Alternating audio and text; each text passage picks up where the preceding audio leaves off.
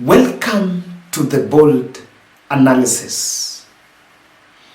On Thursday, the Deputy President, Rigiji, met with governors from Rift Valley, larger Rift Valley, summoned them for a debrief on the upcoming national rally that they are organizing in the region. And without blinking my eye, it is a counter strategy to what Raila is going to do in Kibera. And there is no difference. There is no secret that it has been triggered by the crowds that were witnessed in Jacaranda.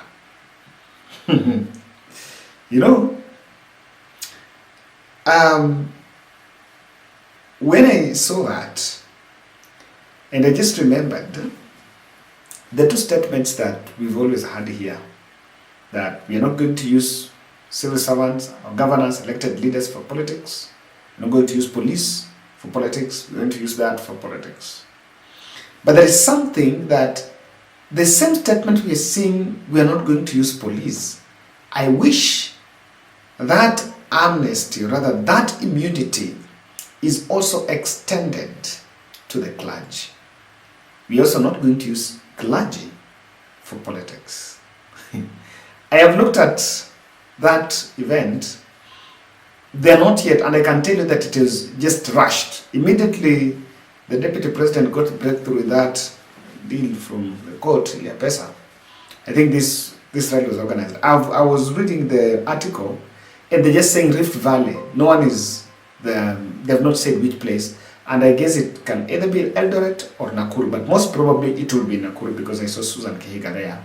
It's easier for people to go from the other regions to Nakuru. Gachagua met the governors. And the prayer items are very ridiculous. He's saying that they are going to pray for the rain. Okay, that rally is being packaged as a national prayer rally. It is nothing like prayer. That is just a political rally. I think we've all agreed here that the same way as me are doing their rallies, Kenya Kwanza are doing their rallies and masquerading as prayer rallies. Hakuna napo, kuna tusidanganyane. So, they're going to pray about the rain. They're going to pray about drug and substance abuse. They're going to pray about economy, the youth, and the peaceful transitions, peaceful election and taxation. Yani Gachagua anaita makafara wakuja Nairobi wapange maombi rally. While yesterday there was a meeting with governors here and he could not solve the stalemate on revenue allocation. Lakini sasa sahi we are in a country. Sisi hapa Kenya. Yani we organizing rallies surely. Eti governors wanatoka huko wanapanda wanatumia pesa za umma kukuja Nairobi kukutana na Rigathi kwa watu wapange rally. Hapana. Sometimes you give it to sometimes I like what Raila team are doing. They're doing the rally in Nairobi and you will not see any elected leader doing it there. Hakuna governor ambaye eti amekuja kupanga eti yako hapo. You just see the few MPs here running the show and it's done. But a whole CEO of a county anapigiwa simu akuja Nairobi kukutana na deputy president for them they can organize a rally. Ranyeni pia mwache hizo. Now, Gachagua met governors on that and did not work. I can tell you that this is purely a political rally. Why do you think it has been fixed? To counter Raila Odinga's rally. I've been following keen interest on this. And I see the possibility that Kenya Kwanza are going to start campaigning. No Kenya Kwanza, UDA. They will start campaigning very early. And even the location of that rally, it's coming at a time when Raila Odinga team have been pushing. What you are not told in that statement is my prayers. Prayers. What you're not told is what they're going to say there. You know what normally happens in those events? Churches, and I can tell you that, I was talking to a friend who attended one and was saying, iti watu wanaomba hadi saa 5. The pastors are given tight schedules that at this point you have to, mpaka someone who is on organizing from this side will be sent to go and start telling the pastors, wafanye haraka, wamalize haraka, rais anataka kuenda mahali. You know, if you want people to pray, just go and pray. But then the question here is, because that event is being opened for the members of the public, what are the governors supposed to do? Are they supposed to ferry people to the venue? What are they? What is their take? By the way, I'm just a bit curious. What are the governors going to do there? Watabeba watu waweke mabasi walete huko, or what is it?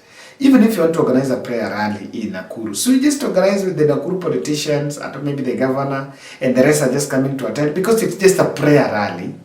And if you want to pray and it's going to be online, why must you carry pastors all over? And okay, so guys, there are 4 reasons why this rally has been organized. UDA team want to share media coverage since as they've realized that Azimio carries the day with these other rallies. The Azimio rallies are full of what the media want to hear. You know, media want to sell, and they want news stories. And when Raila goes, Raila always gets a bombshell.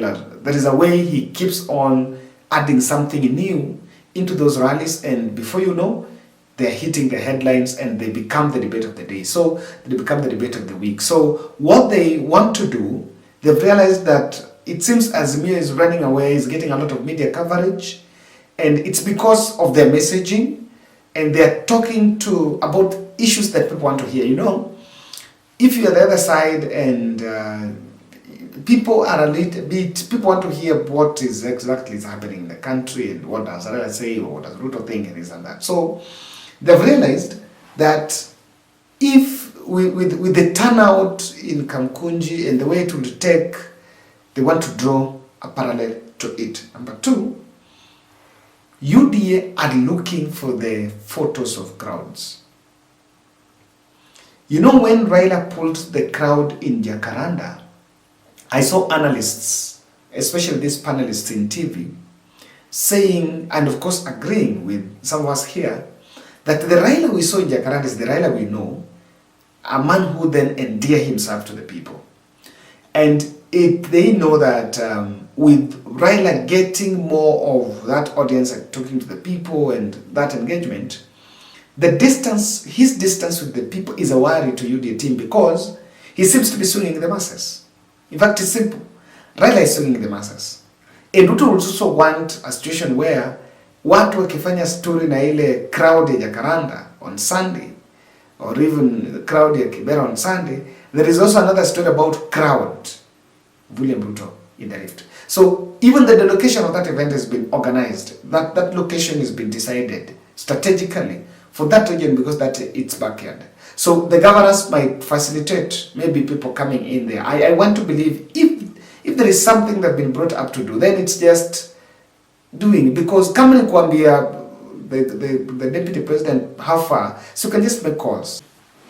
So that is a possibility we're going to see. Number 2, the other thing is I think UDA team wants to suppress Azimio narratives. There are a lot of Azimio narratives that are now coming in and people seem to be buying. I can tell you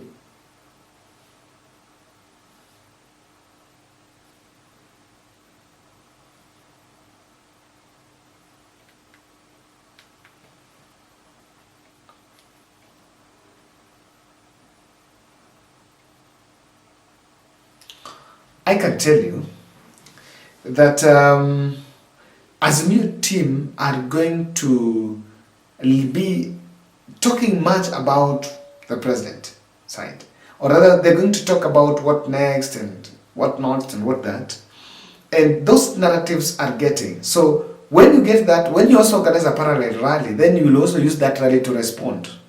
That's it. As you respond, you also try to suppress the messaging. Then lastly, having realized that it seems Raila Odinga, I know William Ruto has been asking, what do you think is Raila Odinga up to? And they seem to be seeing that Raila is just going back to campaign and is just plotting for 2027. He's just trying to put things in order. And so, Ruto knows very well that because that could be on Raila Odinga's diary, he wants to go back and whip the emotions of his supporters. So, I expect from Rift Valley, another national prayer event can be organized in Central. Maybe after that, they will also go to Western. And that's what is it.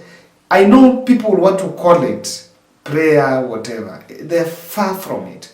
If you want to pray, ukitaka kuombea nchi, si lazima utumie pesa, uende ukole. No. You can pray for your country. Even you yourself, you can pray for your country here. And it's nothing to do with that. I've always disliked this tabia. Thank God that my church politicians don't come, and even if you come, we won't allow you. We won't allow you to do politics. But then, politician go, pastor anahubiri kitu mzuri, na hata wakiwa hapo, pastor hawezi hubiri ile kitu yenye sasa anataka waraia wasiwasikie. You know, even in ministering, there is audience. I know there is Holy Spirit, but there is audience. There is that which you can hubiri to that audience. When you're in Mombasa, the topic you can hubiri to residents of Mombasa, wale watu mezenga kila siku, is different to a topic you will address when the president and the other people are seated there. And then after that, they pick some one or two words from the preacher and now start changing it, and they turn those spiritual messages to political. They try to accompany them with political messages and realign them.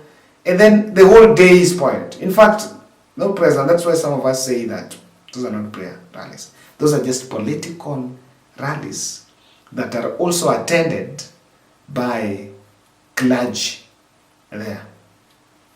So, what do you think? Let's see if that counter strategy is going to work.